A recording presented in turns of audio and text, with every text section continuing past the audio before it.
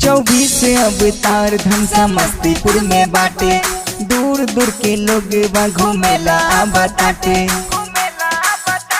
24 अवतार धन समस्तीपुर में बाटे, दूर दूर के लोग घूमेला बताटे।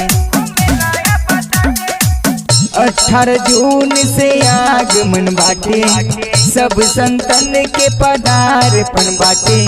पटना से गाड़ी भागा के ले चला, चकोटी के मेला घुमा के ले चला। पटना से गाड़ी भागा के ले चला, चकोटी के मेला घुमा के ले चला। झकास रिकॉर्डिंग स्टूडियो समस्तीपुर। लेला विष्णु जी के नाम हो, मिल जाई क्षण में आराम हो।